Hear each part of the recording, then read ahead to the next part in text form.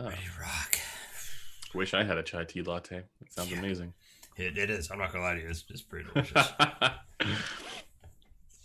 All right. Wow, I am super dark for some reason still. Does it look really dark? Yeah, it looks pretty dark. A little I bit. don't know why yeah. it's super dark. Oh, maybe this is why.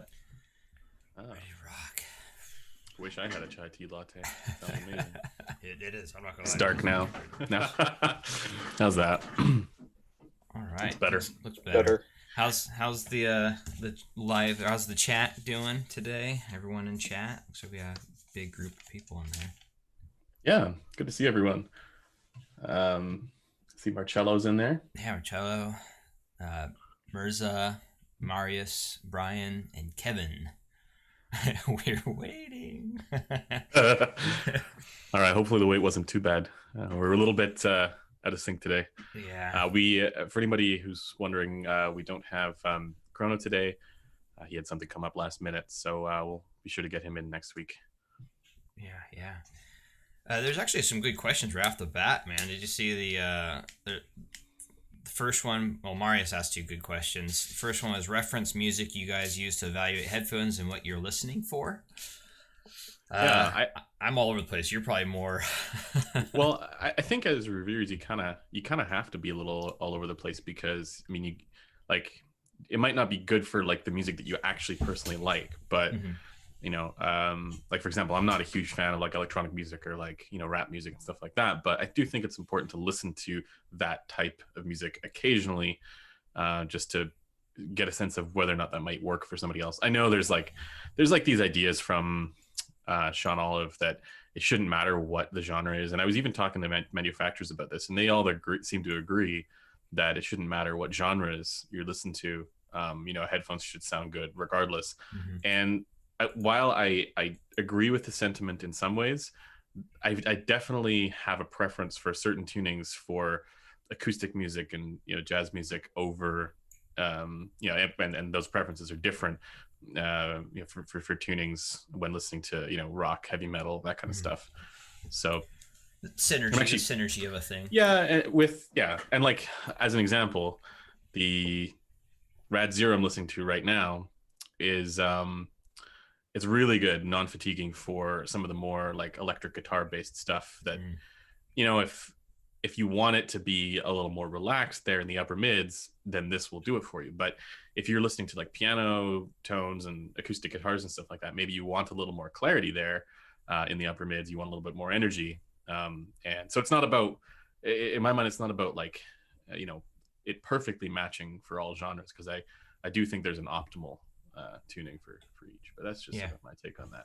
By the way, for anybody who's wanting to check out what my specific reference tracks are, those are on the Headphone community forum. They're listed in the suggested tracks, and then also you can see from a ton of other people as well. They're posting a lot of, you know, music that they test headphones with. I think is it music to test headphones with? Is that? I think there's a couple threads. There's like what you've been listening to last week. There's, the one I'm thinking of is the reference, the music test headphones. With there's one other one. There's a bunch, man. There's a bunch of really good threads if you want to discover music and just see too. Yeah. I don't know, Precog, what's your reference music? Baby metal. I think he's muted. He fell asleep on us again. Yeah. While we wait for Precog to come back, actually, I just want to. I mean, how was your week?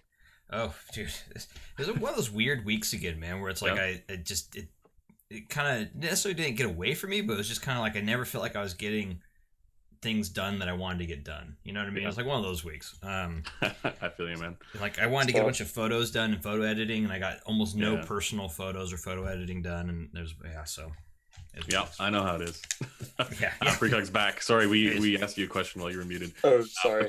What's your like go-to test music?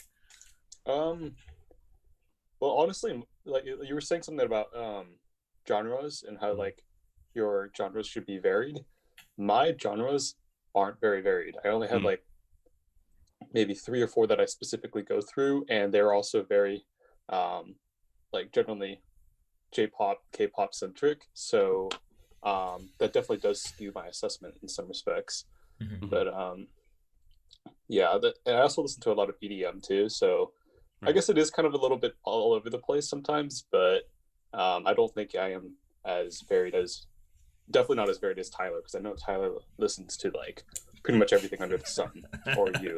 So it's pretty funny watching his live stream evaluations. yeah, exactly. Oh, if anybody's seen it, definitely check out the Tyler's live stream evaluations. especially with baby metal. Oh my god! I was gonna say he'll listen. He'll put on music? tracks, yeah, from the chat, so you can, it's a great opportunity to troll somebody as well. Yeah, it's tough. Then trying to like talk about the track while it's like, especially like baby metal or some of the stuff that those guys recommend that's kind of trolly. It could be very hard to think and speak at the same time. Yeah, I agree. Yeah. I think I recommended Nanowar of Steel. Oh yeah, that's right. It's like, oh man. I think between you, Terran, and Pro Falcon, I get some pretty gnarly wrecks. It's pretty fun. Like you guys just said, I listen to everything. If I have something, I'm not really particular to, like right now. I think I'm more leaning towards that not chill hop, but like chill tracks, so like EDM to acoustic, but usually more like that relaxed, chill kind of fun vibe, not necessarily to anything. Just that's my latest trend I'm on right now. But that's interesting because I always think, and this kind of goes back to one of the things that you've said in the past about lean back listening and lean forward listening, which is a kind of analogy that I like. But the idea of active listening versus background, I mean, this is something where if you want to save a whole bunch of money, just pay attention. Just pay attention. Yeah. Lean forward, think about it, close your eyes. Then you don't have to go out and buy new headphones, because that's the thing when you that's one of the reasons why it's so fun to have multiple headphones. If you want your music to sound totally different, and grab your attention in a way that if you've just been listening to it on the same pair of headphones for a long period of time, just switching it over kind of gives you that a little bit, that fresh take. It's kind of like if you go to like a wine tasting, not that I like wine that much, but like a wine tasting or like a whiskey tasting or any of those kind of like, and they have the little water swisher thing that you spit out in between drinks. It's kind of like headphones, like swapping can do to some level. Me, that's the night owl back there. It's like, okay, this is what non-optimal tunings are like. Actually, I like the wine analogy. I brought this up in our conversation, where I know Sean Olive likes wine, and this is why I brought it up. But I do think the wine analogy makes a lot of sense for different headphone tunings, because you can have a preference for different types of wine, for example, different. I mean, for anybody who's unaware, I used to work at wineries in the wine industry, and there's all kinds of different varietals that you can have, like Merlot and Pinot Noir and all that stuff, right? And even inside there, like depending on when the grape was grown. Exactly, totally. There's so much, variation there potentially, and you can have different flavors and different varietals that are done well, and you can have different ones. Those same ones can be done poorly. So I think that that kind of analogy is kind of how I look at headphone tunings. There are some that are done really well, and there are some that are done poorly, but they don't all have to be the same. Yeah. Right. And people can have different preferences. Like V-shape can be done really well, I think. Oh yeah, for sure. Yeah.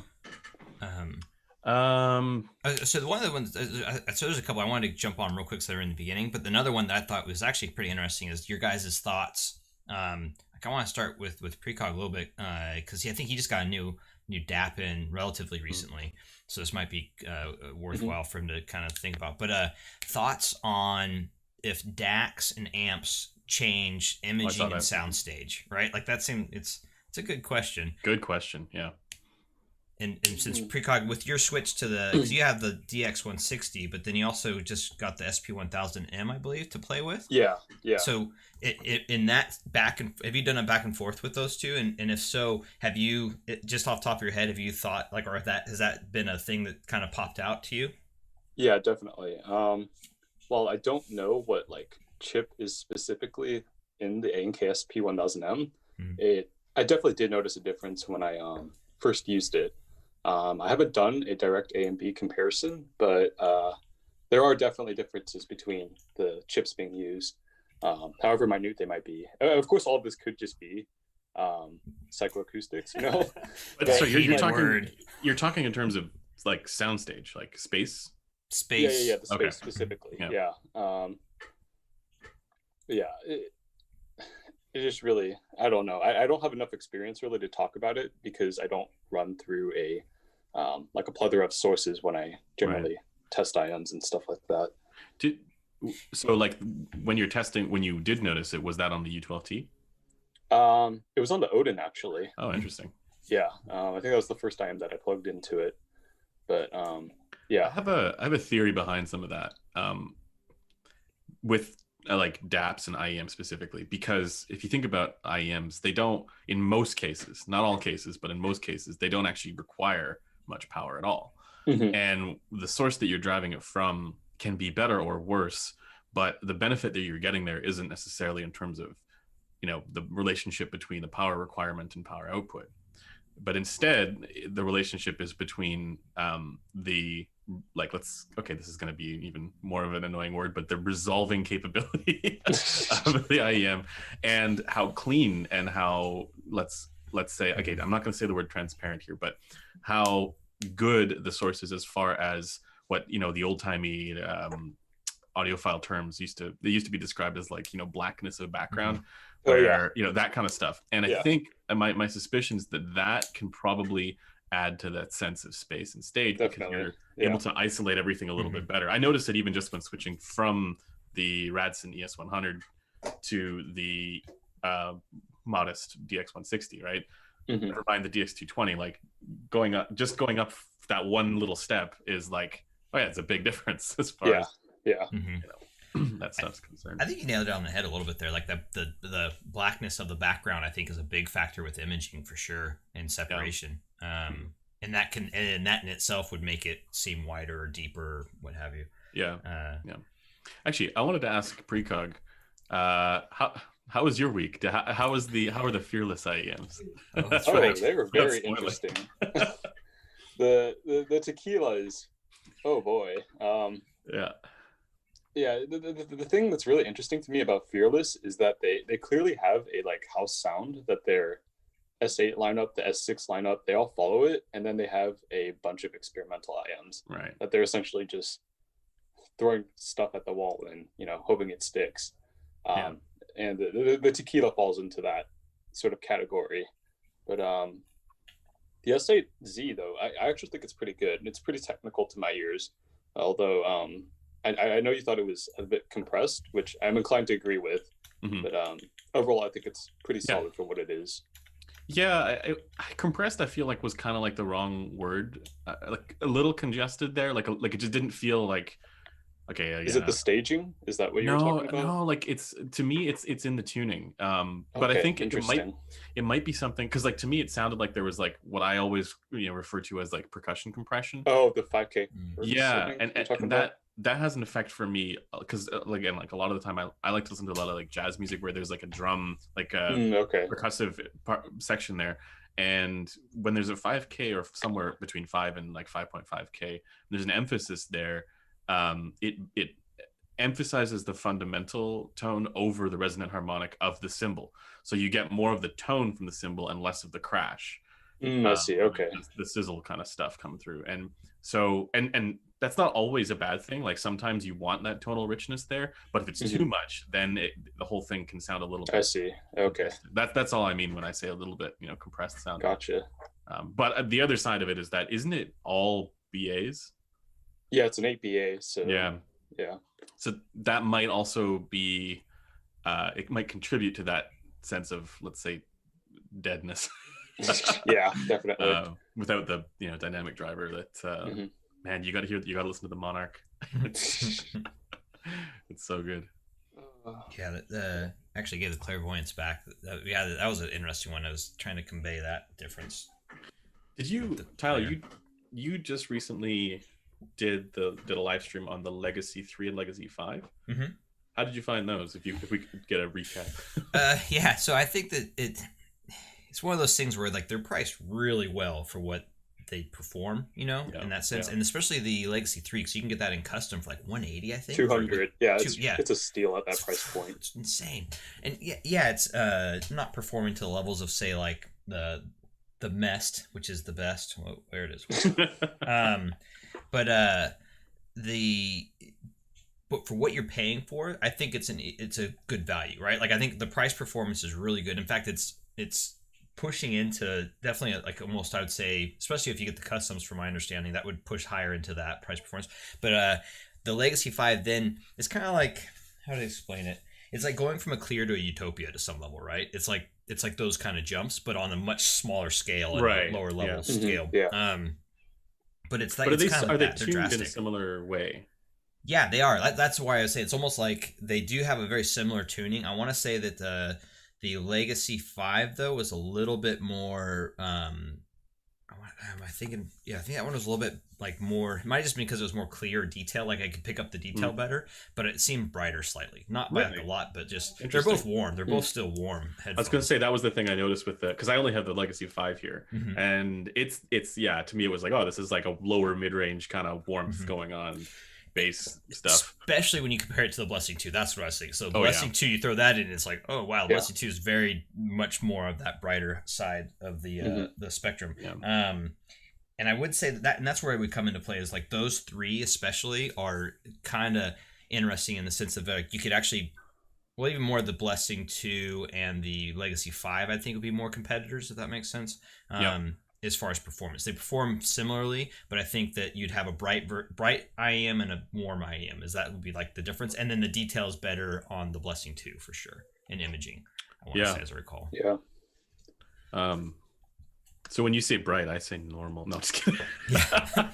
No, but you're right. Like the Blessing 2 is not the Blessing 2 is not bass elevated like the Legacy 5 would be. They're fun though. I mean, I can the value there is pretty amazing for what I just tried to look for them, but I was like, I remember I just gave them back to Ant the other day. So right, cool. Yeah, those are fun. Let's just say, there's a lot of fun stuff in IEMs lately. Yeah, coming out. It's just like big market shakers. Yeah. P2. Yeah. Ant let me borrow it. I got the Ant special though, so they're modded. So they're modded with the Ant Droid mod or whatever. I think there's what do you do? He removed the filter. And did it change the? Yeah, he said it made it less muddy and weird. But the biggest problem with that is the treble, right? Yeah, he said the treble definitely starts to go up then. It's insane. Like I looked at the graph and I was like, that's not normal. Yeah, I haven't tried them yet, so it'll be interesting to see. Yeah. With those, and I'm not the biggest IEM guy at the end of the day. But because it's a planar, I'd be curious about like the EQ ability, for that, and how it can handle. Because like I know people don't. I don't really EQ when I'm on the go. Like it's just that's where it becomes too much of a hassle for me. But like for people who are just sitting at their desk and they're using like the DX160 as a DAC, I could see. Or if because I use my RME for there you go. But at the end of the day, if I'm sitting at my desk, like there's I know. Why? It's like, that's where I'm at too. I'm like I wouldn't use the IEM but I know people do that, right? Yeah. Like precog. There's definitely some people that do it. I don't know who. But definitely there. I used to actually. I remember back when I first had the Andromedas, yeah, and I remember because I was gonna buy either the Clear or the Andromeda, and I bought the Andromeda because I figured it would be. This was like back when I was like like maybe 4 years ago. Oh wow! Yeah, like what? Yeah, I feel like it was maybe 4 years ago, and I remember buying the Andromeda because I thought, well, this is gonna be more versatile for more situations, and then I just found myself using it more than any of the other headphones that I had just sitting at my desk, so I can completely understand people who, I can understand the precogs of the world. Well, especially at that level too, though, with the IEMs, right? Like if you had those and they were better than most of your over ears, then why would you not use your best currents? Yeah, I do still think there's some distance though between, precog. Another question for you. Yeah, what's up? What do you say to all the people who, if you were to review like a Blessing 2 or just something that's a good IEM, maybe or maybe let's imagine you review the Monarch. What do you say to people who think that the KZ, what's the the one that everybody gets, the hybrid, the Z or the I have that on hand right now, the ZS10 Pro. Yes, that one. Super lent that to me. Super what? He lent it to me to try out. I don't know, man. There's not much I can say other than that sometimes you have to sort of hear things for yourself and then decide, because like at the end of the day, a lot of the differences between like the some of the lower ends, I don't want to say lower end stuff like the KZS10 isn't so much the tuning as it is the sort of technical performance, which that's going to come up to you yourself to decide how much that's worth. And I know that not everyone can hear those differences actually. So or care about them. Or even care about them. Yeah. That's true, exactly. And if that's not worth it to you, then and if you're happy with what you have, I don't see any issue with it, honestly. Yeah. However, I myself do hear differences, as do many others. So, I mean, I think one of the reasons why you see some of this, some of the idea that why would you buy a Blessing 2 when you can get the KZ, whatever that one is, Z, and the reasoning behind it might be the driver configuration looks similar, it has the same kinds of drivers, and it's a little bit deceptive sometimes too because of the way they market it. I think they're always saying they have like a 10 balanced armature IM when it's like actually 5 balanced armatures per side. That kind of cracks me up because it's this perception that quantity is better, more is better, more is always better, which it just doesn't exactly translate like that in practice. Etymologic has kind of proven that as well.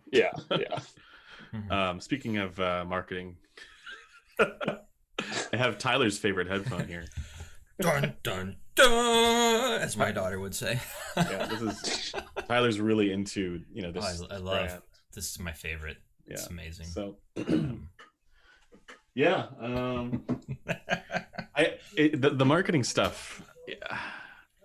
On the one hand, I understand, not talking specifically about that one, but I think it falls into this category as well. But on the one hand, I think I can understand, if you're marketing something and you're trying to, get people's attention,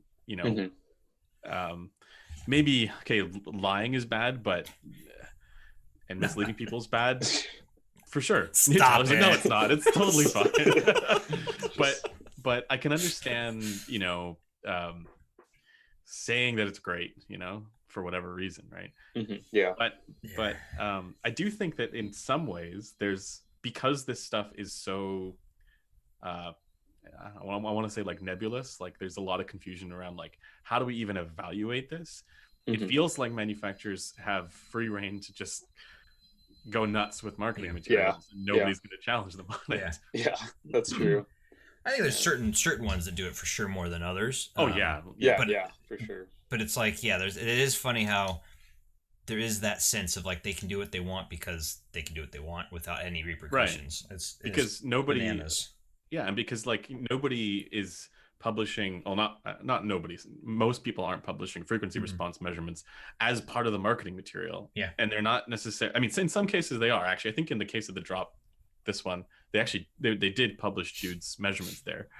But as far as what they put on the product page, what companies put on the product page, you can skew that to whatever your story is, though, right? Exactly. Yeah, you totally can. Yeah. But that's one of the things that's nice, even in the IEM world, where Crin's got this whole database, and people are. I feel like now that more the measurement stuff has come out, and more people are doing it, it's more pushback against some of these traditional marketing tactics that. I don't want to say they're deliberately meant to mislead people, because I do think that in many cases the manufacturers truly believe that they are the best things ever. Yeah, I mean, but always. But at the same time, they're not the best indicator of performance or anything else. Absolutely.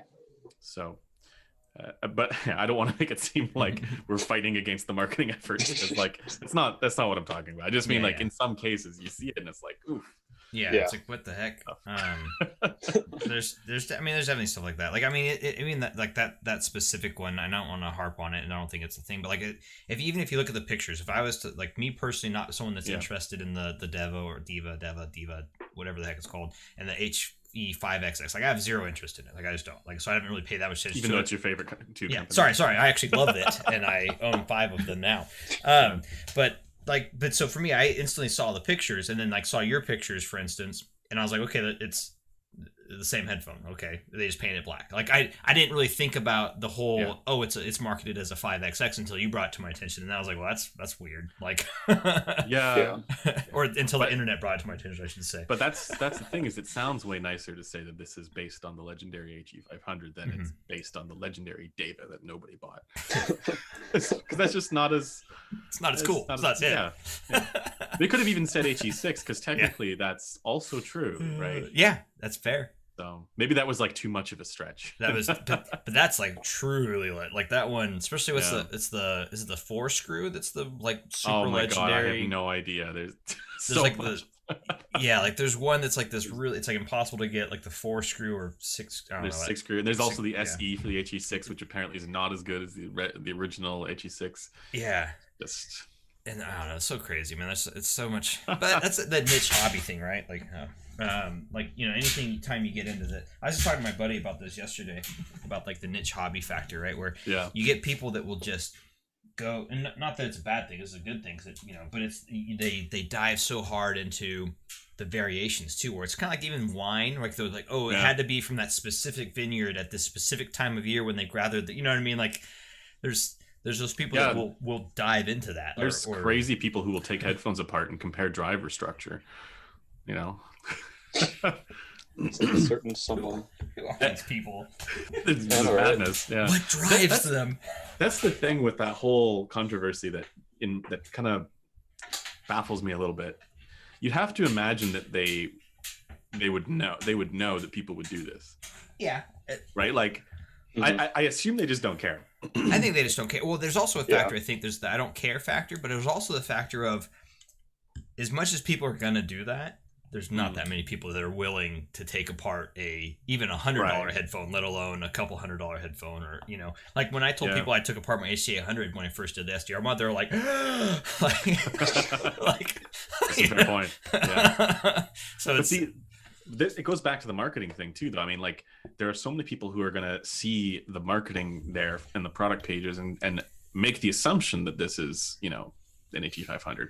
And that's why this is one of the things I really appreciate about companies like ZMF and, Dunu and some of these other ones that are a little bit more, and even honestly, Odyssey as well. Companies that, while they're not, Dunu is not one of these, but ZMF and Odyssey are not particularly, like, let's say, measurement focused. They're often listening focused. Yeah, and I feel like they kind of fly under the noise in many ways, because there's like traditional marketing, which is like this kind of stuff, right? Yeah. And then there's what those guys are doing, and I really appreciate like the transparency and the honesty, and they'll tell you what's going on. Like they're not trying to pull the wool over anyone's eyes.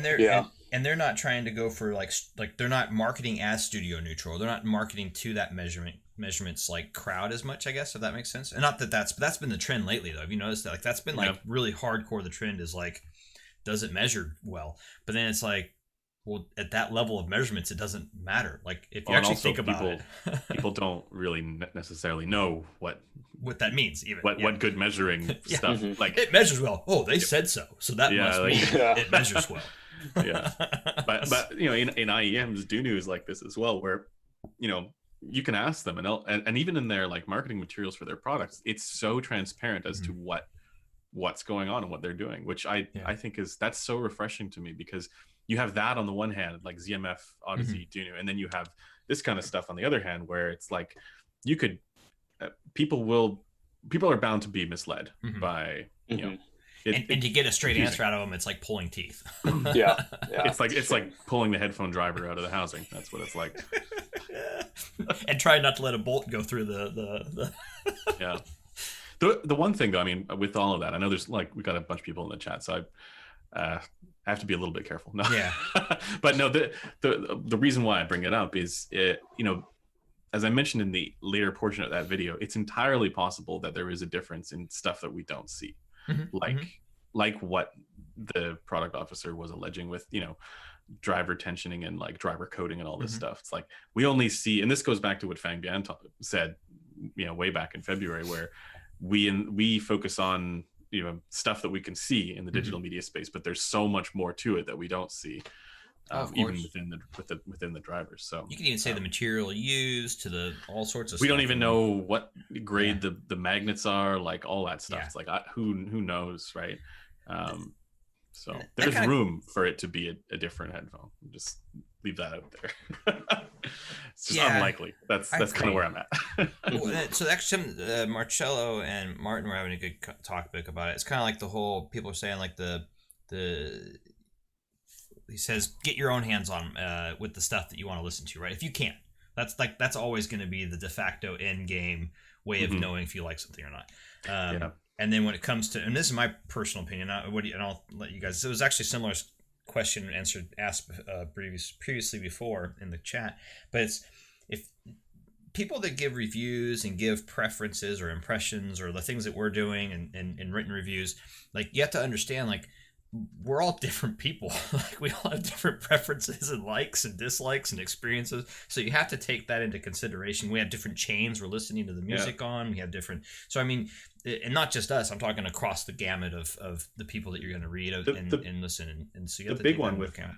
I think is expectations, because if you have a certain expectation for what good sound is, and that. Say you think that good sound is like what a hi-fi man tuning is, right? And then you listen to a Fostex TRX00 or you know what I mean, right? Like something that's just nothing like that, or like honestly even a 650, right? And then jump from like, or even just saying like going from a 650 to even an HD100 or even to like a Utopia or something like that, like or Clear, like it's such a drastic difference in I don't know. So expectation, I think, is what we expect good sound is. I think is so different depending on the person, and also not really related to. I mean, there's like we've talked about this before, but like there's like the optimal tunings for clarity and let's say neutral or whatever for each person. But at the same time, that's not part of what they prefer or what they expect, what they want.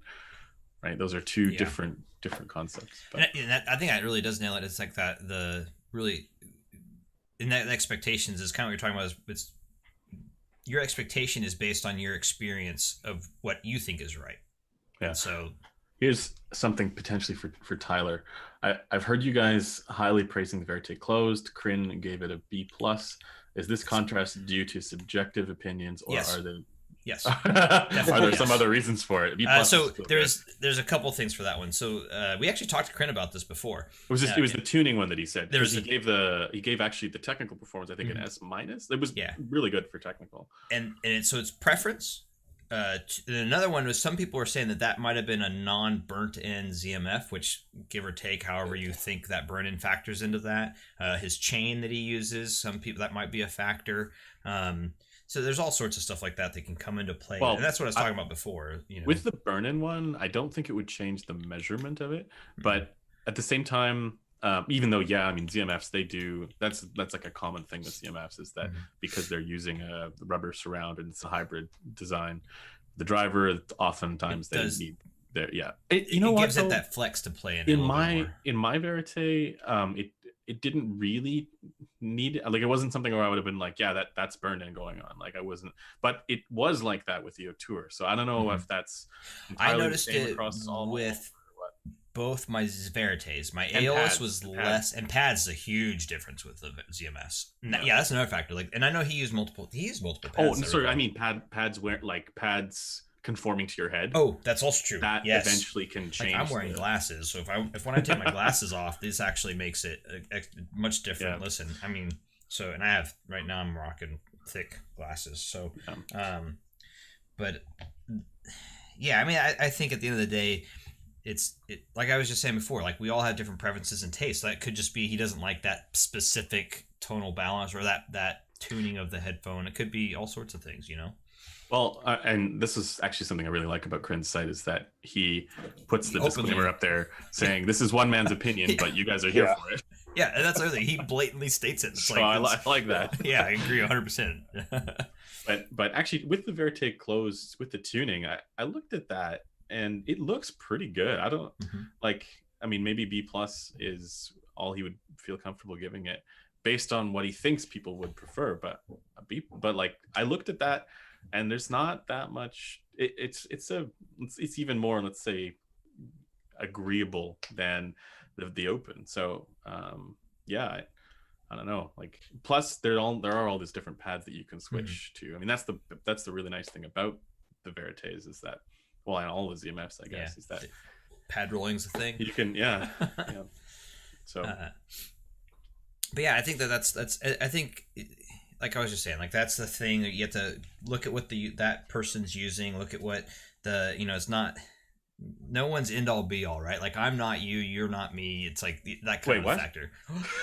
We're all Andrews. See, that's what I was, Precog is secretly an Andrew as well. But yeah, that it's like that, it's like we all have our different preferences, right? Like it's just a factor. It's just a thing to be aware of, and if you can align as much as possible with a reviewer, then that gives you a better understanding of what you might potentially like. Like it doesn't mean it's gonna be 1-to-1, but it's a higher likelihood that you'll like something if you align more. It's funny because I think for most people, like realistically, that's gonna be so much more useful than the, like, let's say academically correct, like this tuning is like academically correct and all that stuff, right?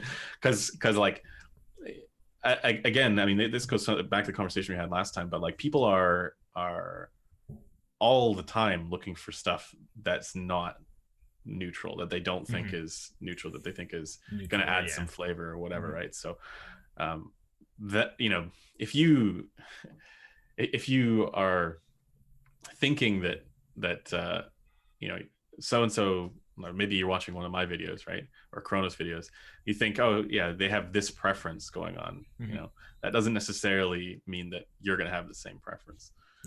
So and like I said, I like Hi-Fi Man sounding, Hi-Fi Man tunings, and Tyler hates them, so just kidding. I don't hate them. I just they're not my thing. I can appreciate what they do, and I do. But yeah, they're definitely not something. If I had a Hi-Fi Man and a ZMF, I'd reach the ZMF every time. If I had a even HE5XX versus the Aria, I did that, and I was like, I ended up grabbing the HE5XX more. When you also prefer dynamic over planar, and I also dynamic. Exactly, there's that too, and actually, like your idea of that too is like I grew up listening to dynamic speakers. I grew up listening to dynamic, we gotta. I want to try those planar speakers that are out there. I saw DMS, I think, did a video on that. I can't remember what they're called. There's like the Mazepans. I think it's the Marzipan. Marzipans. I think they're called Magnapans. Yeah. Yeah. I do speakers. I don't know if you knew this, but yeah. I wonder. I'm curious what they sound like. Yeah. I've heard great things, but yeah. Yeah. This is what like Oratory was saying. Is like as much as like driver type doesn't matter, because you can make a good headphone out of whichever type. I mean, disregarding BAs, sorry, precog, BAs suck. Oh no. No, you can make a good sounding headphone, as long as you can get the sound waves right to be whatever, you can make a good sounding headphone. And so it doesn't matter what driver type it is. But he did also say that planars are definitely more sexy, more elegant. But like that to me is like, for the speakers or for no just in general, for like he said there's no inherent difference, there's no necessary limit to dynamic drivers that you can get with planars. In my experience, I think they're, well, at least so far, I don't think you can get the same detail at the very high end out of dynamic drivers, but at least not yet from what I've heard, because like the Utopia is probably the most detailed dynamic driver headphone. I think that's considered the highest detail one. Utopia, and then Verite is also up there. I think the Utopia and Verite are probably the two highest. HD800 HD800 would be up there, but even that one's I think is still slightly below what the Verite or the Audio Technica ADX 5000 is another one. So like, you know, they're definitely pushing, you know, like as far as like detail image clarity goes, but I still think those like crazy high end planars like the Abyss and the Susvara and like all that stuff like are even better Snake for oil, detail. I agree. Yeah. Oh, sorry. Oh, detail. Yes. All right. Yes. Yeah. Sorry, that was a bad joke. I'm just joking. Don't flame us or. Well, Flame no, you just have to burn them in. You just have to burn them in for 7,000 hours, and you'll be fine. Exactly. I don't know what your problem is. Yeah, you can't listen to them until you have No. 7,000 hours burnt in with specifically, you know, I don't know. I'm gonna say carbon-based SD cards for your Yeah, the carbon, and then you have to get the cable burn in. The cable burn. You have to burn in your cables cables need to burn in. That's with right. the cable burners. Yeah. Oh my gosh, now we've gone into a weird space. So Elmrick made a good comment. He was saying he has one of his beefs with reviewers is using the Harman curve as neutral, which that's something we've just debated. We talked about that last time, yeah. And that's once again, it's a preference curve, not necessarily it's a curve. It's not here and there. The reason why I do think it's a good idea to use that curve, it's because as reviewers you don't know what people are going to prefer. You don't know what somebody else's preferences are, right? So with the Harman target, even if it's not neutral, even if there's a difference, tested or it's a preference curve that we know most people prefer. So at the very least, we can say here's how it deviates or adheres to what most people prefer. The problem I think is with representing it as neutral, right? Because and I agree with Corinne on this as well, right? Like just because it's academically referenced as being a neutral reference target curve, that doesn't mean that it's actually going to be neutral, right? I mean, I think Tyler and I kind of agree on what neutral is as well, which is closer to like equal loudness or something like that. So, that's actually I always love that too, like the equal loudness factor. It's like I think a lot of people don't even talk about that enough. You know what I mean? Like I think there's some issues with that because well.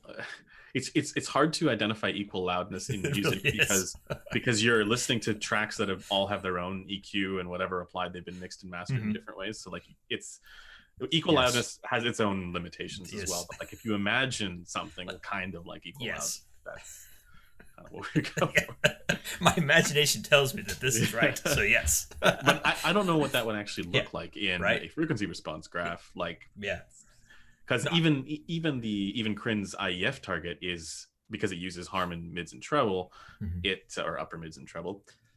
It's also like a little bit relaxed, compared to what equal loudness would be because the human ear amplifies those frequencies. And it has preferences. I mean, well, I'm saying preferences, but your ear doesn't have preferences. But your ear will hear things in different levels based on whatever. So and the ear gain is higher ear gain is higher than what the Harman target suggests. But and that's why Grados are okay for some people. They're amazing. The best headphone on the market right now.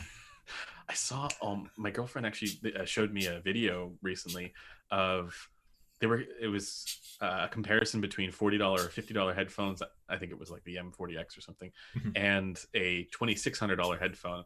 And I was like, oh, what could the $2,700 headphone be? I was thinking, is this like, did they pick an HDA20 or something? Or, like what would they have picked for that? Yeah, maybe a Verite or Utopia. No, Utopia is like $4,000. Oh, that's fair. I'm thinking like used prices. No, but they wouldn't do a video on. That's fair. It was like a really well produced video, right? As well, and they took like I think it was a recording artist that they had do this, and no, it was the Grado, Grado flagship, and I'm like, what are you doing? But why? But why? You could have picked so many other headphones at that. No shade to Grado. Okay, a little shade to Grado there, a little bit. Yeah, a little shade. Yeah. I have a pair. Apparently, their high end ones are okay. That's a pair of Grado right there. I have two over there. Yeah, I see it. Yeah. I got the nice Yaxi purples on there.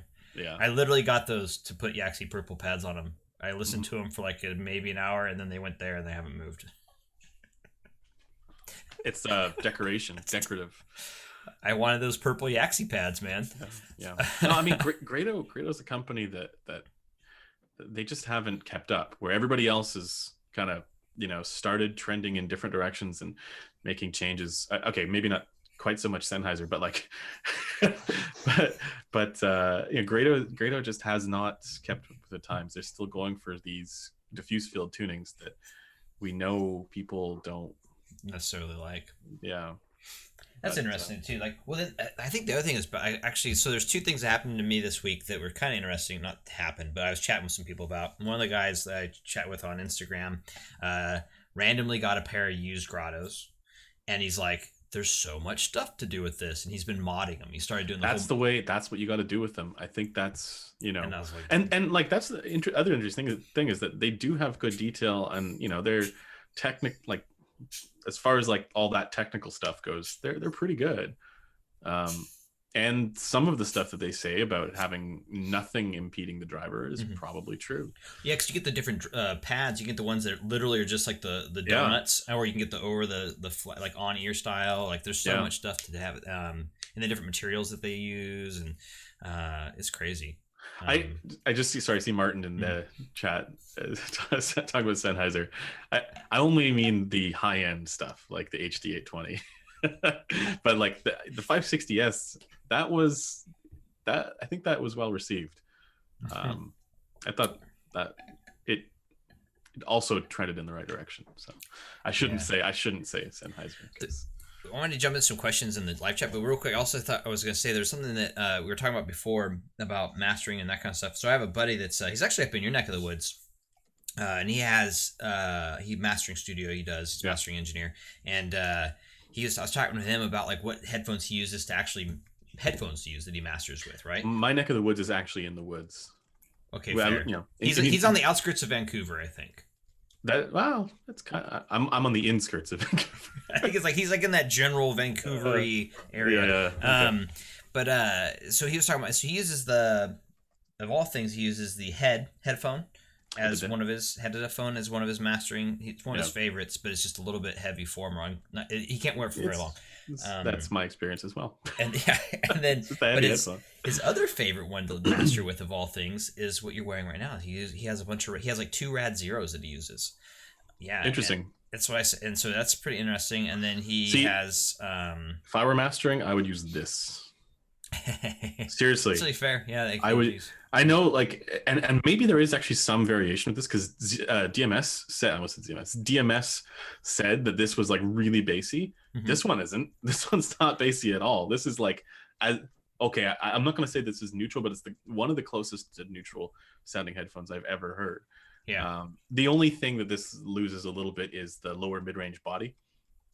So it's emphasizing clarity over, let's say, equal loudness, but it's so close that I would use that if I was like in a recording studio and I wanted something as like the reference kind of sound.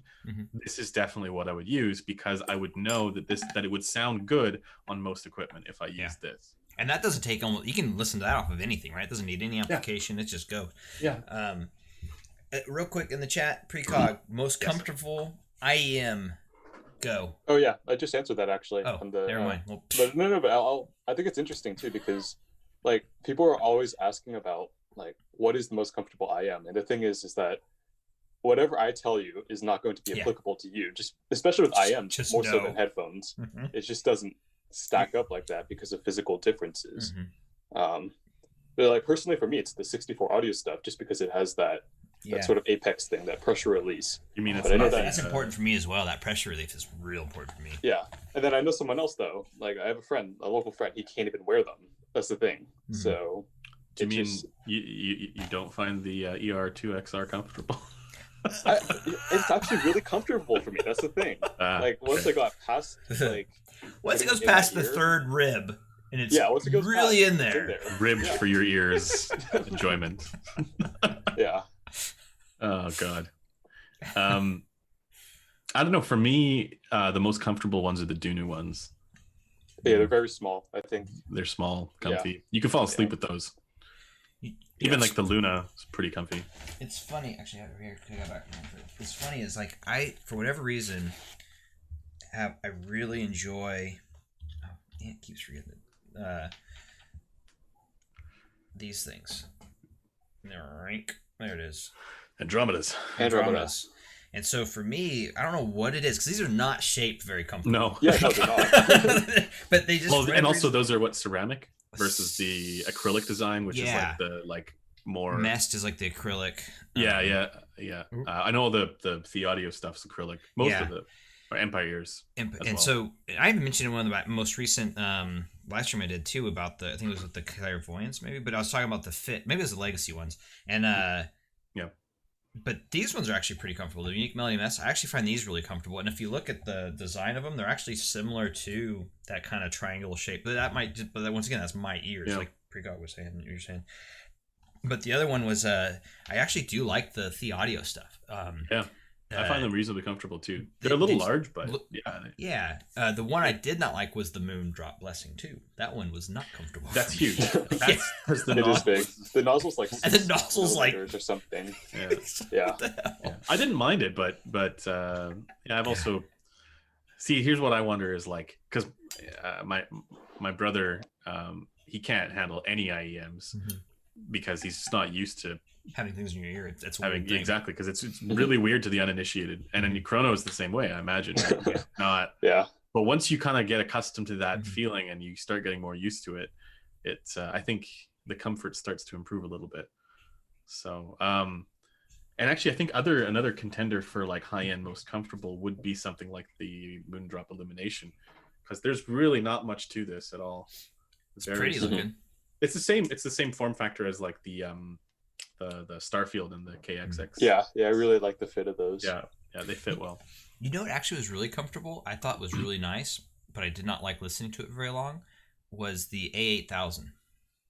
I do find it a little bit small, but there's a jagged edge on the back. It's got that edge, yeah. And that for me it's fine, but I can imagine for some people that might be an issue. Maybe I'm thinking.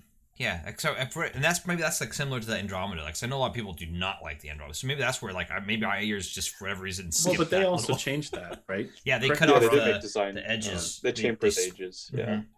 Is the 2021 is the same as the previous one, but that's different from the one before that? Yes, right? like so I have the same one. The golds are the same model as the 20. Oh, why is it just see a blur? Damn it, camera, play nice. So you can kind of see it there. So they have that little edge right there. You see where it's kind of like trimmed off. That's what they did, and so and it's nice. It definitely, for me, anyways, it's nice. I should say. Yeah. No. Speaking of Dunu, objectively, it's nice. Objectively, this is the way. Don't question. I need to get caught up on that, man. I have not been keeping up on my Mandalorian. Oh, the latest one was fantastic. It really brought no spoilers. No spoilers. So what happens? No. But if you watched ever the Clone Wars cartoon or and Rebels, I really love this season because it's really tying a lot of stuff into it. I never watched it, but I'm familiar with the storylines there and the characters, so that's kind of cool. Yeah, they're really bringing it full circle. It's really awesome. I'm really digging on it. Keeps me away from getting the Blessing 2. I imagine he means the size and like comfort.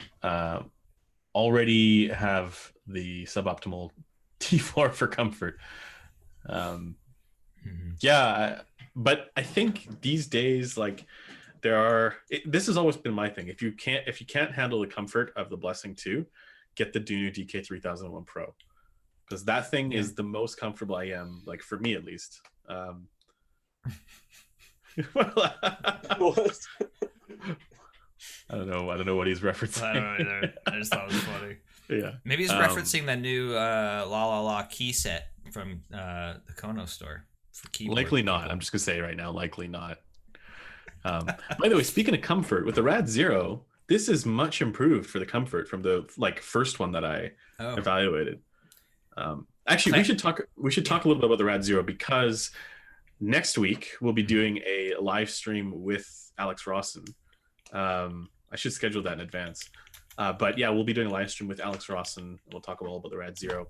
He's not doing a giveaway like we've had in the past with other manufacturers, but he did already do a giveaway. It's just it was with Alex one Soto. Specific person. Yeah, with one specific one, and I think they're working together. We should find out actually what the progress is on that. I've been chatting with him. Alex Soto sent him I'll see if I can get it for you to check out. Yeah.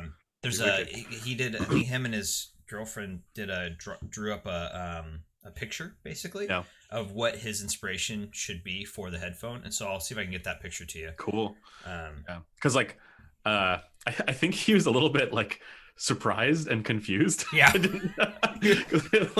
He's like, wait, what? We're doing what? And then you just kind of was like, this isn't real. I'm just gonna keep talking about it and just not really think about it. Yeah, this can't be real. What's the difference in comfort from a comfort perspective from the original? So this one doesn't feel as clampy. Actually, that was another thing that you mentioned that I didn't realize, because you know when you have a $2,000 or $2,600 headphone that comes in that you're evaluating, the last thing you want to do is stretch out the headband. Yeah. You don't want to be doing that, right? You handle it with like kid gloves. Yeah, you're like, oh my god, right? Unless you're Chrono and then you just rip the connectors out and then throw it in the trash. Not here to defend himself. Yes. No. If he were here, he would leave. We'd still give him crap, so that's not a change in anything. Yeah, but apparently you can the clamp force can be alleviated by just kind of stretching out the top headband piece. Mm-hmm. So but regardless, the other thing that's different about this pair is that the pads are way more cushiony. Mm-hmm. So the clamp is nowhere near as intense. Like I can wear this for most of the day and it's totally fine. So it's a big improvement, and it feels lighter as well. So I know he was working on making them lighter. Yeah. The future ones, or he mentioned something like that. I think maybe I'm wrong. Yeah. I don't know. So I'm definitely happy with that. As far as how it sounds, so that's the thing. It's like the first one that I evaluated, I was blown away. I was like, whoa. And the second one I was less enthusiastic about. Mm-hmm. And this one I'm also more on the impressed side of things. I don't know if I think it's not about unit variation. I think he deliberately changes things. Them, yeah. At least that was the sense I got. And I should probably ask him about that before reporting it. I think he even says so he'll don't take tune. This as... But I do think it says, like, even on his website, when you're ordering a custom, he will actually custom tune it for you too. Like he'll custom make it to be, or as much as possible, that whatever your desires are on it. Yeah, so this one here is it's pretty well balanced, except it's a little bit withdrawn there in the like upper mids, like around 3K ish, but definitely more normal than like an LCD2. Mm-hmm. So yeah, I like it a lot, and you get really good technical performance out of it too. So, and with planars, you can EQ a little bit easier. Yes, you can. Yes, but this one I don't know. Like I was actually having this conversation before, because for me, like I do EQ this, but I add 2 filters. That's nice. That's a really easy one to EQ. That makes it a lot easy. You could probably even do it just with one, but I was talking with some friends about this, and where I mentioned this is like the easiest headphone to EQ ever, because like every headphone I tend to EQ it because I'm a purist. Definition of yeah, but I think, as somebody pointed out to me, like there's a lot of people who really appreciate the kind of non-fatiguing quality that this kind of tuning has just by default. Like that's really what's going on here, is you can listen to music with electric guitars on this thing all day and never have it be fatiguing or harsh in any way. It's just smooth and relaxed and still like resolving, and there's no weird peaks and bumps or anything like that.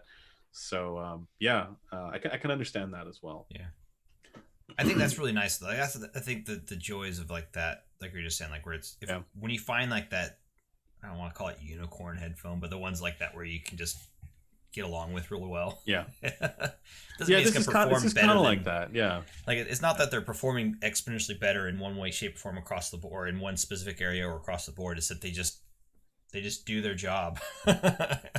They make sound. They make sound in an unfatiguing and easy to listen to way. The crazy thing I just have to say about this one, look at this design. I'm gonna try and hold it up. Crazy. Like, oh man, look at the gold flake in there. I can't. Yeah, I'll try and like. That's pretty. And it's. I'll take some photos of it. It's kind of hard to see, with just on stream, but the flakes are like kind of set into the resin, and it's kind of like this 3D quality to it as well. So the resin is like actually translucent, and so I don't know like what to call this. It reminded me of like kind of like old timey Under the Sea kind of like coral reefs and stuff. That's cool. But I think it's also kind of regal looking, like in a kingly way, like the I blue. feel that. Blue and gold. Blue and gold. Yeah. Do you see his Lakers? No, I didn't see his Lakers one. No. Oh man, that's pretty sexy. I don't. It's on his Instagram, I think. He posts. That's how I saw it. I'm more of a hockey fan than a basketball fan. Yeah, I think Taryn said the same thing. I know. Andrews definitely loves NBA. We watch NBA sometimes. WNBA, is that what you said? Well, no, because last year was the Toronto Raptors, right? So they were. I'm talking poo, man. I'm actually not a big sports watcher. I like playing sports and doing that stuff, but I've never been that into watching it for whatever reason. Anyways, there was another question, but now I got lost in other thoughts and my brain. Full contact headphone boxing. There we go. Full contact golf. That's what I would. Full contact golf. I would play golf. Frisbee golf. Full contact frisbee golf. Let's do this. Okay, yeah, I'm on board with that. It's like come up and smack the throw it into the. It would make it so much more fun. Real time full contact golf. It was basically like hockey on the green. On the green, yeah. Yeah. Let's see here. Nice to see a chrono joke. Yeah, we have to make a chrono joke at least once. Like electronic music and rad zero equals sexy chocolate. Yeah, planars usually pretty good with EDM. I don't know. I almost want to go dynamic for EDM. Yeah, that's just because of the punch and slam of the dynamics. But this does have really good bass extensions. So if you want to get all the way in the sub bass, this does do it. And that's where I was more thinking is that part where it's like that. Yeah. You know, get low. But yeah, apparently these scale. I just see scale as well. These do change quite a bit depending on the app that you put it on as well. So, that's something I wanted to mention real quick. So I have the T4 here from ECP, and not the Tin Hi-Fi T4. No, it's the ECP T4 tube hybrid. I also have the tuba from. Wow, focus on my hand there, buddy. Thanks, camera. Doing a great job. The tuba, Heigerman tuba here as well, which is another hybrid, and they actually have similar layouts for their design circuit. So, okay, when you say hybrid, do you mean not OTL, or do you mean OTL, like not OTL? Like it has an output transformer that is solid state. I believe so. Because you could do a hybrid tube amp where the tube stage is just in the power stage, or you could have it in the pre. Like, there's all kinds of different ways of I'm figuring it. I'm not like, for example, the ZMF pendant is not an OTL amp, but it's a full tube amp. Full tube amp, well. Yeah. I think rectifier tube. Yeah. These ones are more power stage, I want to say. Okay. I'd have to look it up. I'll just need to Google is at my fingertips. I can figure it out. I just wonder because like there's other amps that are like hybrids where they're not they don't take on the characteristics of the tubes. And so that would be like something like the MCTH is one that's been notorious. Notorious. I mean, it has a little tiny bit of tube flavor, but if you tube roll it, it's not going to be as big of a deal. These ones actually take the tube rolling more. That's what I was asking. So like the tubes actually factor more heavily into the sound. What I was going to say is they actually have this low Z out, so low out for like lower impedance. Almost said the other word. But I'm all about low impedance, man. All you low impedance audiophile out there. But so with the focals especially, so I was listening with the Stellias and then the Radiance when I had them here. And holy crap! Because I was originally, whenever I listen to these for like evaluation or I usually use solid state, and so I was listening with it with the hybrids, and it made them sing, man. Like especially the Radiance, I was like, holy crap! Like that thing, like I thought it was great to begin with, but then with the low Z on those two was like, whoa! It was like so similar to the KN HA1A Mark II. Right, but it's interesting because the higher output impedance. Actually, the KNHA, whatever this is, HA1A Mark II. Mark II, yeah, it's got different impedance switches. Selector. Like it's got like 4 of them, right? Yeah, it's a bunch. Actually, I think the lowest is actually 32. 32. So it's still not it's still pretty high. For but where the T4 is actually the T4 and the Hagerman, I think, is lower than that. So it's that's interesting because they changed way more on higher output impedance because that's where the impedance bump is. Yeah. So Yeah. It was just one of those. I think I was kind of harking back to the synergies of a thing, right? Like, so I think that's where sometimes like you get these things that you might not necessarily, not that you should have to go out and buy like some ridiculous amp just to get a thing to sound good, but I think that's it. It's a kind of a fun thing to find, is finding that synergy if you have it on hand. But the crazy thing is that the T4 and the Hagerman tuba are actually similar design layouts, and they actually have similar like sound to some level. I do think the T4 is better overall, but it's also, the tuba is like a quarter of the price of the T4. Oh, interesting. And it's performing, I mean, not to the same level, but now it's definitely now I'm similar. curious. Now you're speaking my language. Yeah, like it's a crazy good deal for what the tuba is providing. Right. And I'm trying to figure out a way to do a review of that tuba. I've always wanted to get into some of the higher end, sources and stuff like that. And I mean, the Fontainer X with the 650 showed me what's possible, right? So it's like, I want that now for like other stuff too. Yeah. And tube amps and whatever else. You can do it with the similar situation. I mean, even the Lear, well, the pendant's another fantastic option. That was my favorite so far. That's still my favorite tube amp, but I haven't heard that many. Yeah. Like I just see a question here. Detail is very subjective. This is going to be for Precog and Tyler as well. Detail is very subjective. One aspect of detail is seldom discussed is resonance. Dynamic driver headphones, I imagine, do resonance better, in my opinion, than planars or electrostatics. What's your guys' take on that? Well, I guess for Precog, that would be something like dynamics versus BAs, right? And the difference. Wait, so what is resonance actually? How is that being defined? Yeah, I don't know either, but like I'm gonna rephrase for me, it's the question. A closed back, like it's resonating sound waves. But you that would show up in frequency response. You generally don't want that. But like that's why there's damping and different ways of dealing with it. But I'm gonna rephrase this question as, instead of resonance, we're gonna talk about decay. Is decay like a some aspect of detail that, if you're thinking about like high-end planar magnetic headphones, or even something like the Rad Zero, or the flip side, and you see this sometimes with like solid beryllium driver headphones like the Utopia, with super fast decay, super fast. Yeah, I mean, is there a component of detail? Is that a component of detail? Because I've always thought of that as having something a little more to do with timbre.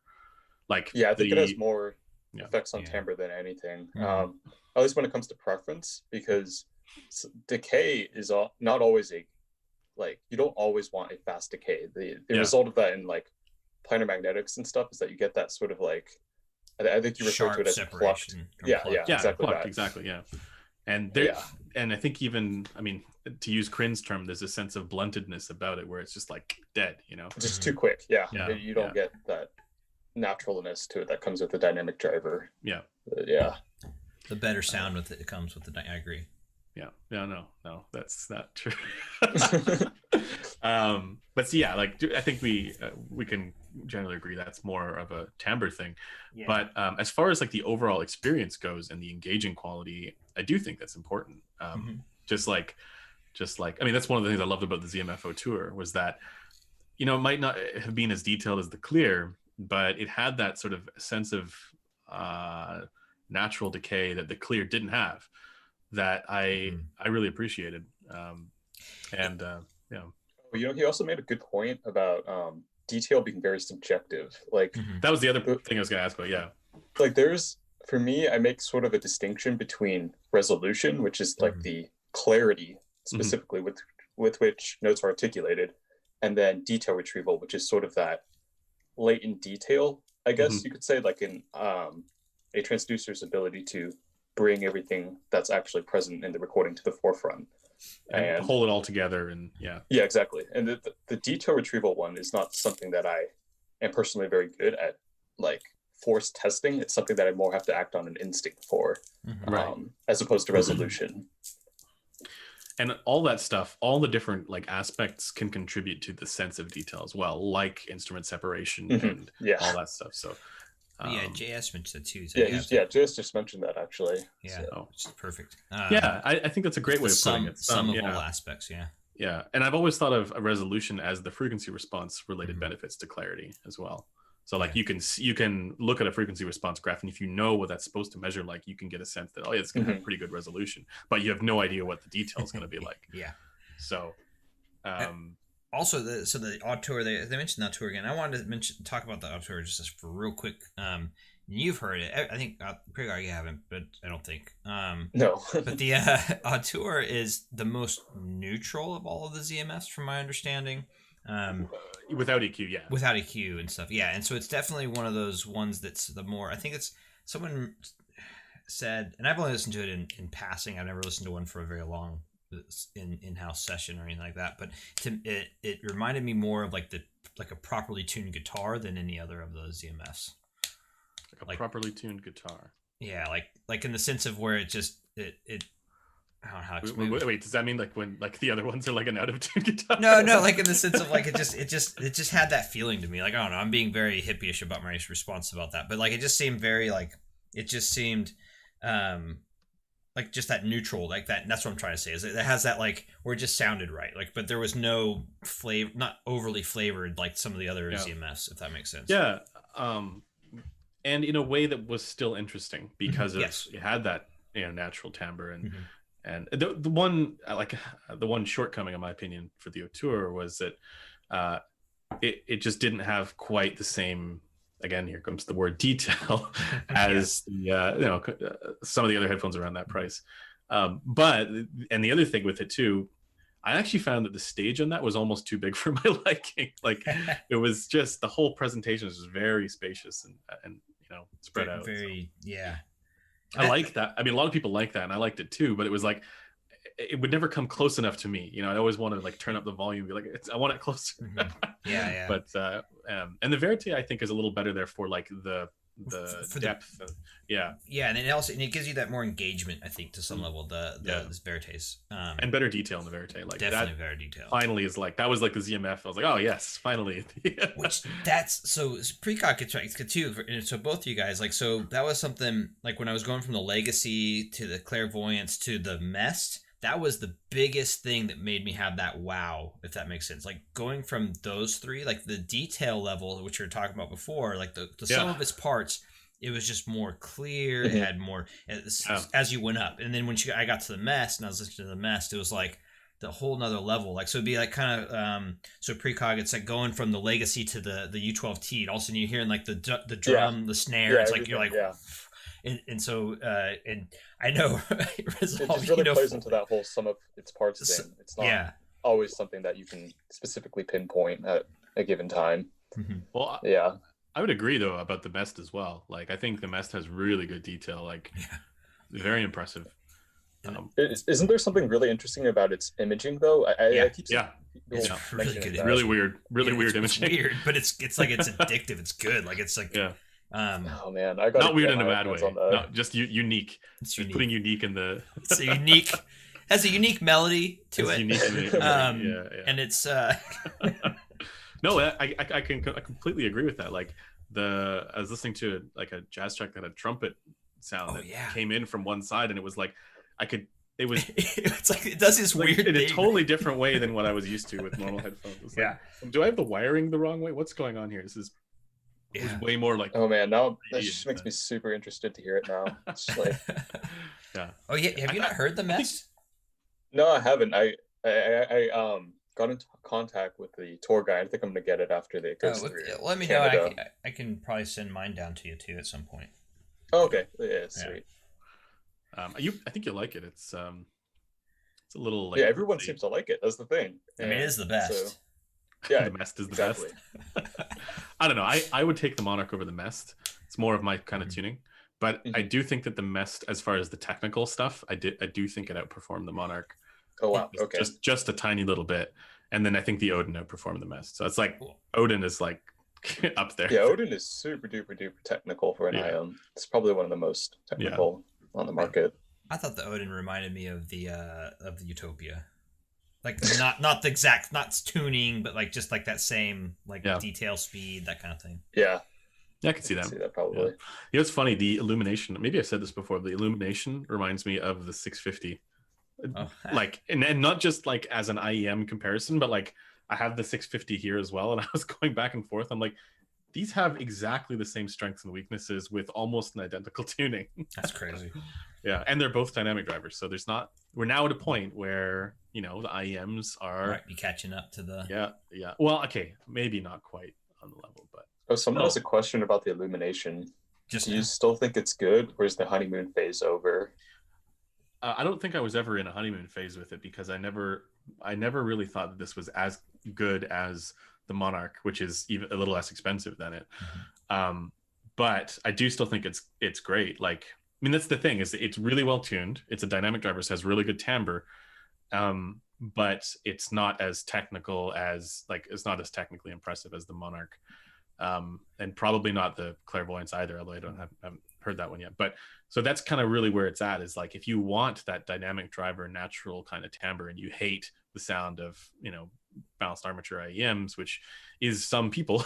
I can definitely 5%. I don't know what you're talking about. Maybe I reverse that. Maybe it's 95%. No, I think it's probably fewer people, but yeah. Then I do think it's probably one of the best tuned dynamic driver IEMs out there. It's just that the technical performance isn't on the same level. I should say the treble detail is really good, and the mids are fine as well for detail. The problem is that the bass detail is a little bit lacking on it. And I think this is just because you're asking to do like the dynamic driver there in such a small, tiny, confined space to do literally everything. Yeah. Whereas if you look at the Monarch and the Clairvoyance, and honestly even the Blessing 2, it only has to do frequencies below 200, 300 hertz, depending on where they've. How would you say it compares relative to the you have the KXXX on hand, right? I do, yes. Yeah, how would you say it compares technically to that? Because they're both using dynamic drivers. Yeah. So the illumination is definitely way better tuned, and because the KXXX falls apart. KXXX it's really weird because it's identical to the Starfield. Which IM was it again? Moondrop KXXX. The drop release. No, I'm sorry, I'm being a jerk. So I wanted to make you say KXXX. Sorry. Say KXXX 10 times faster. Yeah, because and even the KXXS, which is what the original was, is also you end up saying say that 5 times fast. Yeah. This reminds me of my childhood. What's the pickled peppered piper? Yeah. But so the KXXX is the Starfield as far as its tuning is concerned, but I feel like they sound different. Like, I feel like the KXXX actually has a little more detail on the treble, while the Starfield doesn't. And when I tried to research this a little bit, and it looks like it's a different coding for the diaphragm. This could just be a psycho. They changed the driver, but the frequency response I don't think has changed too much. Yeah, the frequency response is identical, and it surprised me that I felt like I was hearing a difference there in the treble for detail, and between the KXXX and the Starfield. And again, I need to do more testing with this, because I was so surprised that they had exactly the same frequency response, and not just like the same kind of, like, it was identical. Yeah. And so I think, unless somebody can correct me if I'm wrong on this, like, can clarify, but I believe the Starfield's using the carbon nanotube coating for the diaphragm, and then the KXXX is using something else. I don't know what that something else is. I hadn't gotten that far into it. So if someone wants to let me know what the difference is there, that'd be great. But then moving to the illumination, the biggest difference for me is that when I was playing, this is going to sound really dumb, but I went out for a walk the other day with the illumination, and I was listening to some fairly like intense rock music, and the KXXX I know falls apart in the treble, and the Starfield does as well for that album that I was listening to, and the illumination handled it perfectly.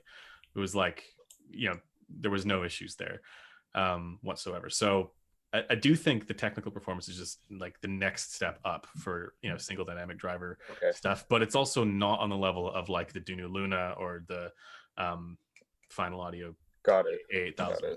It's not even close to those two. So that's again why I'm really excited for that one that we know is Yep. And if they can get the tuning anything like the illumination, we're all in for a big win there. That would be, or maybe like the illumination with like a bit better bass, like more bass. That would be ideal, I think, because the illumination like is almost like, it's almost to the point for its frequency response where I could use it potentially as like a reference curve, like a target curve.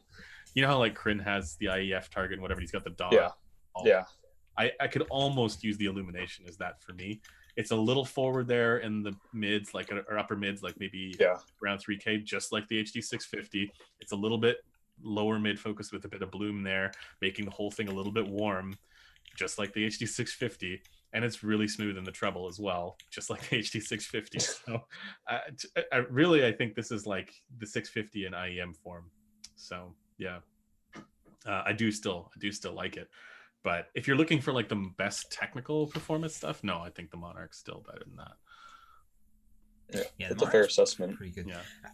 This is my biggest complaint about a lot of these IEMs I've been having most recently, and it was happened in my live stream actually too. All of them, the mess doesn't have it. I don't know, it's gonna pain in the butt, but the mess doesn't have it. But they have like, so this one you can kind of see. Come on, no eyes. Let's go. Here we go. There it is. But it has the lip there. You can kind of see the lip on the nozzle. A lot of those don't have that lip, and so if you have, like, I like to have a good seal with my IEMs, and so with that, usually it means the tips are kind of seated more firmly in my ear, and so when you try to take it out, and the tip will come right off and stuck in your ear, and you're just like, that's happened to me before. It happened with the Monarch for me.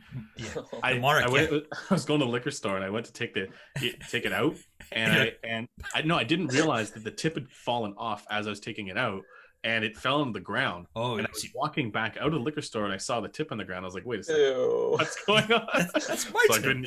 I couldn't use those anymore.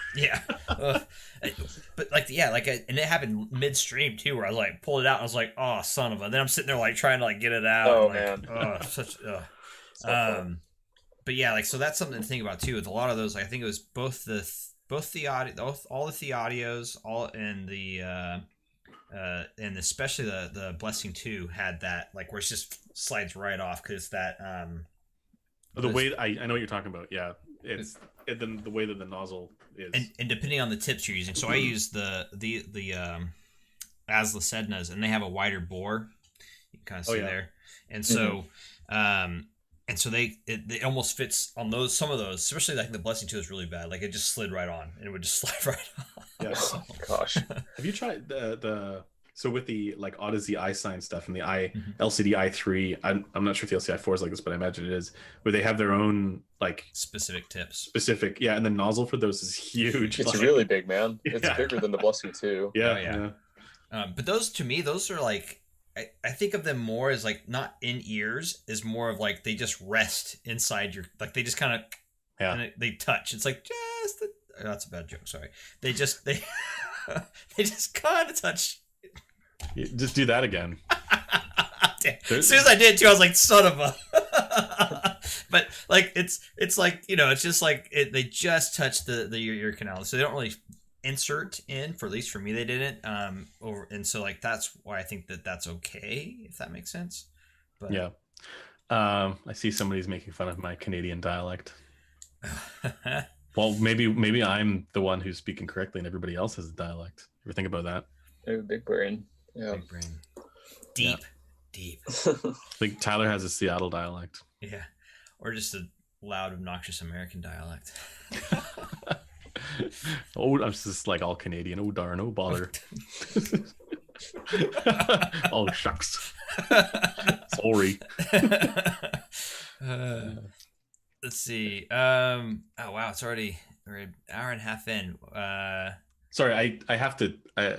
So the KXXS falls apart in the treble. So the KXXX is better than the Starfield in the treble for detail. But there's something weird with the tuning there. I should clarify. There's something weird with the tuning there in the treble that makes both of them not as resolving as the illumination is for the treble. So in the treble, for some of the more, like, say, aggressive music where really good balance is important, the illumination does better. Just sort of to clarify that.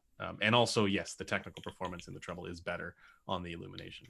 You get better layering, better depth, all that stuff. Can you hold up the headband of the Rad Zero? Just to be clear, this isn't mine. What am I? Is that... I think maybe he's trying to see how because these are like brand new. So he actually mentioned too is like if you really want to have a good not so clampy Rad Zero, just send him to Chrono first, and then send back. Right, because Chrono's head wins. Yes, all things versus yeah. He's like it's like one of those buffalo that just not buffalo. What's the animal that? The bull? No, what's the animal that like fights with its head? Oh, a ram. Yes, ram. Yes. What can I think of that? No, I'm saying like it'd be like right there on the tip of your tongue. You're like, it's that thing, the thing that's like in my head that's right there that I know is. Yeah. I was doing that earlier with just trying to remember a game, and I was like, what the heck? And I just looked at literally like 10 minutes prior. I had just looked at the game too, and I was like, that one game I just looked at it. I just downloaded it again. It's weird how that it gets worse as you get older and fill your head with more stuff. Trivial knowledge. You start forgetting the names of actors, and you're just like, I know the person. Yeah. It's like that famous person. That one guy, No, your brain just does not want to get the answer for it, even though you know it. But it'll tease you like a carrot on a stick, where like it'll have in your head the picture of the person's face, and you can Sorry, random thoughts. Sorry, I just trying to reply to Marcello here. Yeah. Do the pads, do they still have a slope to them? Yes, they do. But it's more that the pads are more like, they're not as stiff as the first one that I tried. I think actually, pads, yeah, I'm not sure. Marcello, you tried... I have Terran's here. His are worn in, though. Was it Terran's that he tried as well? No, he has... No, just the ones he has now, I think. Okay. The Frost. The Frost... I thought Kings. Frost was Terran's, but maybe not. No, Terran's is the Ocean one. I have that Ocean. Here. Okay, Ocean and Frost, that's... No, they look... Let me just double check here. Yeah, they're definitely angled. The pads are similar to those of Odyssey, but these are way more soft, like cushiony material. Like they're not as stiff as the Odyssey ones. So they're thicker in the back than they are in the front. I need to refresh my RAM from my brain. Okay, here's a question. Is Hi-Fi Man Chi-Fi? Yeah. Because when I think of Chi-Fi, I think of IEMs like the stuff that is really good price to performance, like with Moondrop and I think of it as I actually don't like the term Chi-Fi, to be honest. No, I agree. I don't like it either. But when I went to CanJam, there was a room. It's called Chi-Fi. Yeah. Yes. Yeah. No joke. Yeah. Damn. It's so ridiculous. It is a segment officially in the headphone world. And so the way I view Chi-Fi is, I literally think of it as Chinese hi-fi. Like it's coming from China or it's coming from the Southeast Asia areas. That's what so I don't think of it as any other thing. It's like saying American fi or German fi or right, but there's a specific French fi. Yeah, I tend to think that there's a specific value proposition attached to that. There is definitively in many cases. And I don't know if I place Hi-Fi Man in that category. It's not. I was being a jerk. That's the only reason why I don't, even though yes, they are a Chinese company that I was being a jerk. I'm not good. But I tend to think of it as like the KZ stuff or the Moondrop. Yeah. I would say most of the IEMs, all those, it's the ones that are the value proposition is much higher, low price, high performance is what I would consider Chi-Fi. From China. From China specifically. Yeah, exactly. Eurofi. Focals is French fry. French fry, yes. They're delicious. It smells so good. I guess American fry would be tater tots. Yes. Sorry. That's okay. On that note, let's do 2 more questions from the chat and then we'll call it. Yeah. Does that sound good? Yeah. Let's Yep. All right. Come on, guys. Okay, here we go.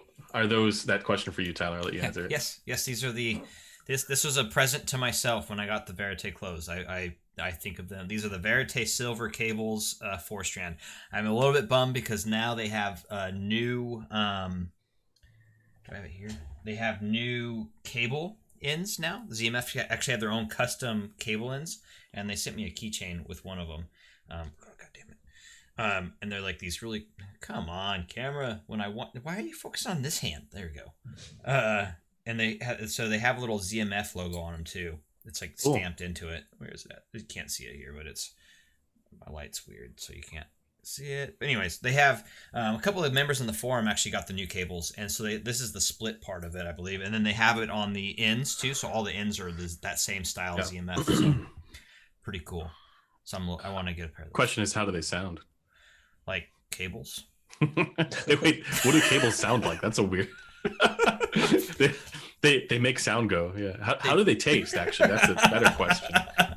Like cables. Yeah. No, but I'm not a big proponent of the cable change sound signature thingy. I know that silver is supposed to make things brighter, supposedly, but I mean that's only because it looks brighter than copper.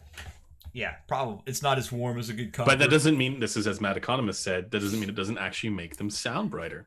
Because psychoacoustic effects are real. Psychoacoustics are real. And I think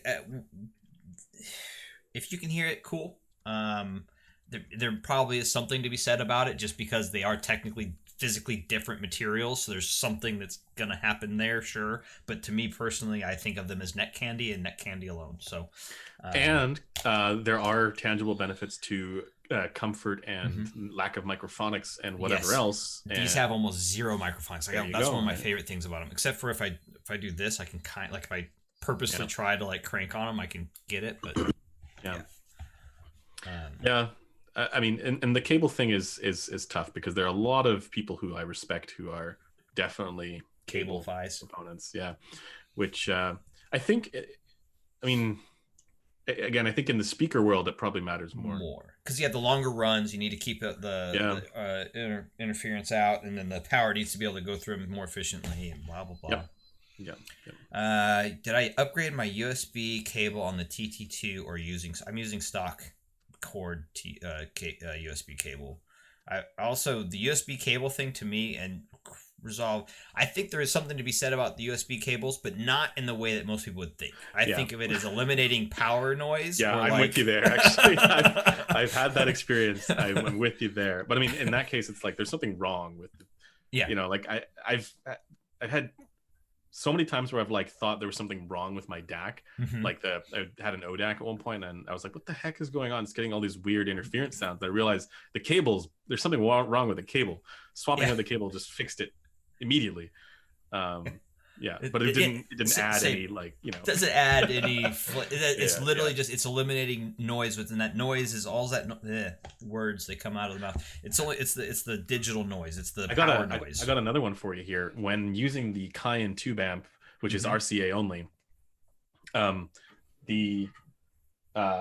using the USB cable to, this is going to sound really weird, but using the USB cable to the X-Saber Pro DAC, doesn't matter what port I have it plugged into, doesn't matter what cable I'm using. You get noise, huh? I get horrible noise. As soon as I switch to optical, all the noise is gone. Yep. All of it's gone. Well, I mean, it still has the tube hum kind of thing in the background, but they're never going to get rid of that. You eliminate the weird like hum, power hum noise. When you turn the volume up and it's just like, like that is gone when you use the optical cable. Now, that doesn't mean optical is better than USB. It just means there's something going on with the computer. And I actually think that's probably the power supply that's interfering with the USB bus in some way, or it's affecting the USB bus in a way that it's not affecting the optical out. And that to me, it's like, okay, that is like, if you're going to be buying cables to potentially fix an issue like that, no problem. I think that's exactly the reason to do it. It's just that the cable won't always fix it. In this case, it didn't, but switching to optical did. So. And I had an issue, like, I remember this was like years back even. I remember I was talking with, in the forum, I was trying to troubleshoot it. I was getting really bad noise in my bottle head crack, and I thought maybe I soldered it wrong or something, right? Yeah. And I to the point where I literally unplugged everything off my computer and slowly started plugging one thing at a time until I got the noise. Yeah. It was my keyboard at the time, and I had RGB lighting on it. Then I turned off the RGB lighting on it, and noise went away. So there was the power feedback going from my keyboard's RGB lighting through the USB cables. It was like, So, I mean, that's the thing, is like, as much as USB is better in many ways because it's a wider bus, got more bandwidth there, it also isn't always implemented all that well in computers. It's not. It really is not implemented very well. And like, not this motherboard I'm using right now, but in the past I've had times where like certain USB controllers would have problems and other USB controllers wouldn't. Mm-hmm. So like yes, so I know you exactly can see it on the back. Yeah. Mm-hmm. Yeah, and you can even see like some of them have not like USB 3 versus USB 2 or whatever, but like some of them are like Realtek USB, and some of them are. It's the same thing with SATA ports and whatnot as well, right? I've noticed that when they're blue on the inside, Micron and whatever the other one. if they're blue on the inside, they tend to be a little bit better. So like this one's pretty, but it has the white on the No, if inside. it's purple on the outside, it's better. But the purple helped negate the white part of that. I don't know Yeah. if I have a blue one readily available. Yeah. But this has got to be blue. Yeah. Got perfect grounding to my PC. But when it's blue, that's when you know you got it good. Yeah. No, USB has issues, but that's the thing, right? Like I prefer USB over optical because it's more convenient. I have one optical out and I have like 12 USB outs, right? Exactly. It's just in this situation, I wouldn't have noticed it until I like swapped out to optical. Like, oh, that's the problem. I need to do whatever something is wrong with the USB outputs. And there's definitely cable companies that make specific USB cables that they charge an arm and a leg for that kind of stuff. I will say I don't think that I had one of those AudioQuest jitterbugs back when I was originally trying to deal with the problem because I thought, oh, maybe this is what that's for. No, it did nothing. That won't fix the power. No, it did not. Feedback loop.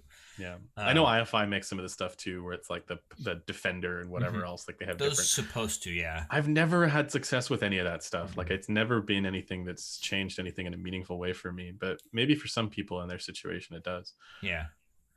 For me, like the other thing, this limitation on the SPDIF or optical is that I think it doesn't go as high in the bit depth. I think well, so it's not as wide of a bandwidth. Bus, so it doesn't have as much bandwidth as USB 3 or any of that stuff, right?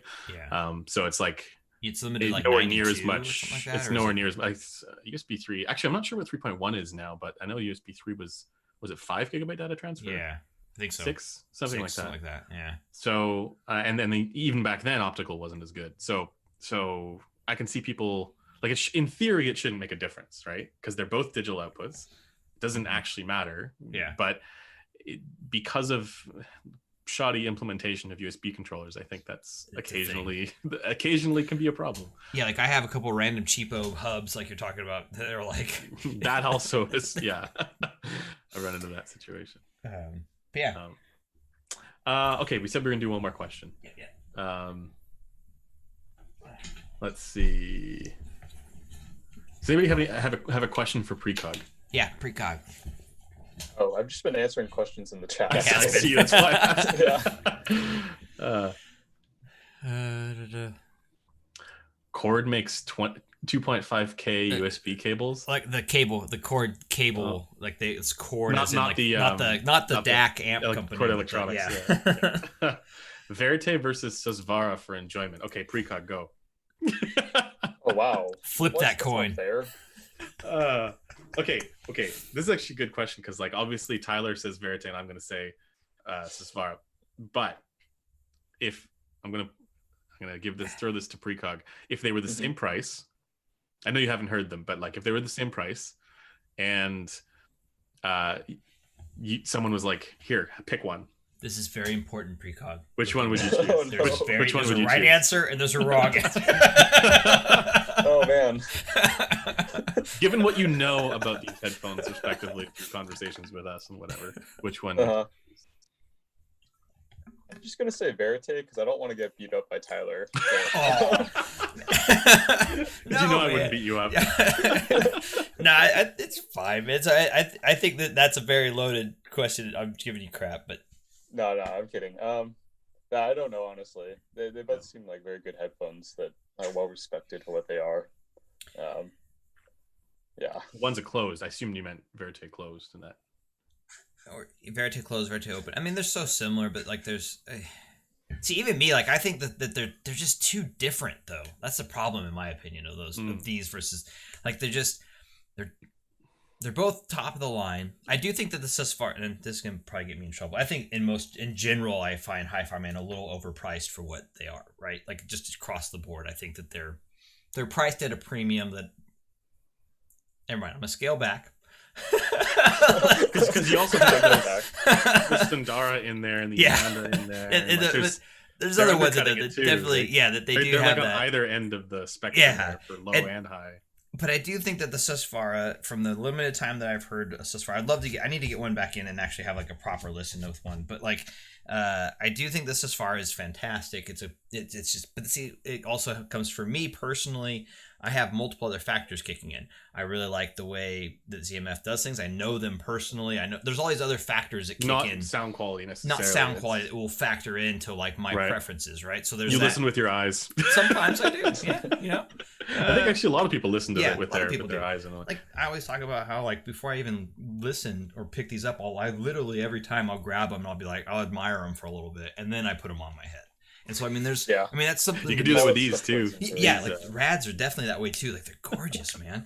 And there's an artistry to it, right? And not to say that this, as far as is an ugly headphone. I don't think it's ugly. It's not my personal favorite looking headphone. Well, it's certainly less creative looking. Yeah, but it's like, there's something to be said. But I do think that the Susvara, it is a technological marvel in that sense, right? It's the top of the line planar you can get right now. It rivals, beats the Utopia, like in the sense of just pure technicalities is for certain things, right? So, have you heard the Abyss AB1266 TC? Very, very, very briefly, but that was one of those ones where it's like it's such a pain to get on your head properly that you're just like. Was that Ian's? Yeah, or whatever he has, and then I heard it at Can Jam too.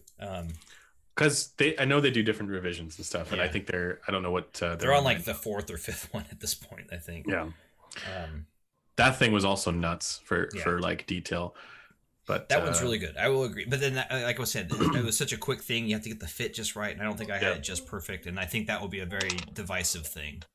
Yeah. So fair enough. Alrighty, guys, we should probably end it there. Yep. So Susvara rivals Beats. Just a little bit. Just. It's close battle. Yeah, no, Susvara is the best headphone ever made. Period. Done. End of story. No, I'm just kidding. There's room to grow. There's always more to be done and more. Yeah, I agree. More stuff out there. Yeah, but sorry. I am actually. Yeah, I would buy a Susvara. I'm like tempted if it weren't so stupidly expensive. But yeah, that's my end game. Okay, so we should probably end there. Speaking of endgame. And I do want to let everybody know just before we take off here, stick around for next week's live stream. Pay attention to the, we'll have it posted earlier, I think. And yeah, it's going to have Alex Rawson from Rawson Audio, and we're going to talk about these, Rad Zero, along with, whatever else he's got going on, and just have a conversation with him. Yeah. And so I'm really looking forward to having a chat with him. And so everybody stay tuned for that one. Very, very fun. But otherwise, thanks everybody for tuning in. Thanks for your questions. And look forward to chatting with everybody again. This is waving like the queen. I'm doing my fair wave. Yeah. When I was a beautiful princess in the fair. Yes. Okay. On that note.